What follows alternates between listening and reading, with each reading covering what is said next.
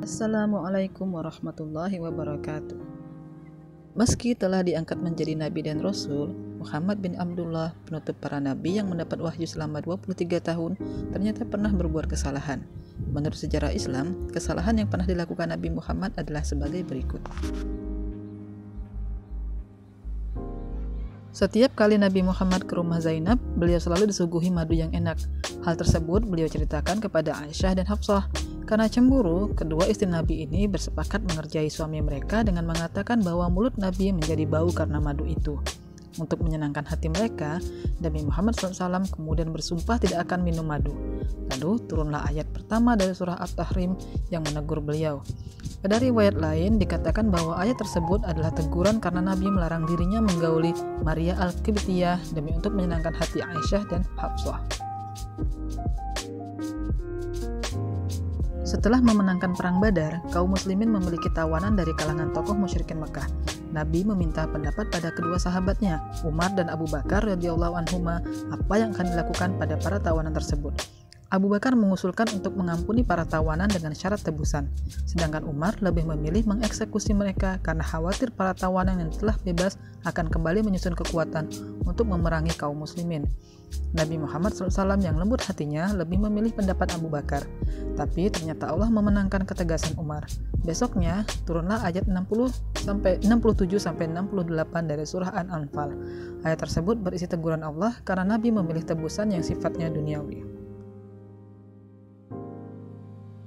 Di awal perang Uhud, Nabi Muhammad dan sahabatnya mengalami kekalahan. Beliau terluka, bahkan beberapa giginya tanggal. Dalam keadaan demikian, beliau berujar, bagaimana memperoleh keberuntungan suatu kaum yang berani melukai wajah Nabi mereka? Maka turunlah ayat Al-Quran yang menegaskan pada Nabi bahwa hidayah itu hak Allah, bukan urusan manusia. Pada riwayat lain disebutkan bahwa Nabi mendoakan kebinasaan untuk 4 orang, dengan menyebutkan nama mereka satu persatu. Lalu Allah menjawab dengan turunnya ayat 128 dari surah Ali Imran. Keempat orang tersebut, kata Imam Ahmad, akhirnya masuk Islam atas kehendak Allah. Abdullah bin Ubay bin Salul adalah seorang provokator yang juga telah memfitnah Aisyah, istri Nabi. Ketika dia wafat, Nabi Muhammad SAW menyalatinya, meski telah diingatkan oleh Umar tentang kejahatan-kejahatan yang pernah dilakukan orang tersebut.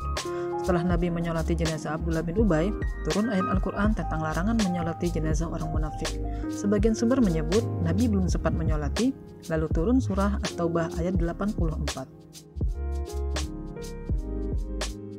Kaum Quraisy musyrik mengutus An-Nadr dan Uqbah kepada pendeta Yahudi di Yasrib atau Madinah. Mereka membutuhkan bahan debat untuk menjatuhkan Rasulullah SAW.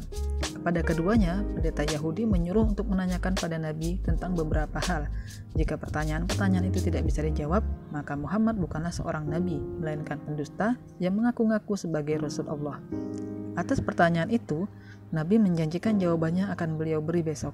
Namun di hari berikutnya, bahkan hingga 2 pekan, jawaban yang diharapkan tak kunjung datang. Orang-orang Quraisy pun mengejek beliau dan mendustakan kenabiannya. Pada hari ke-15, datanglah Jibril menyampaikan ayat, bukan jawaban atas pertanyaan Quraisy, tapi teguran untuk beliau agar menyebut insya Allah jika berjanji, karena tidak ada manusia yang tahu pasti apa yang akan terjadi atau apa yang ia lakukan besok. Semuanya tak lepas dari izin Allah. Ketika Nabi hendak mendakwahi pemuka kaum Quraisy, datanglah Abdullah bin Ummi Maktum, sahabatnya yang buta, meminta pelajaran kepada beliau. Karena merasa terganggu, tanpa sengaja ekspresi wajah Nabi berubah menjadi kurang menyenangkan. Kehilafan Nabi Muhammad ini karena beliau berharap dapat mengislamkan para pembesar sehingga dakwanya jadi lebih mudah. Akibatnya, turunlah surah Abasa, teguran Allah pada beliau agar lebih mengutamakan orang yang membutuhkan pengajaran ketimbang orang yang merasa dirinya cukup.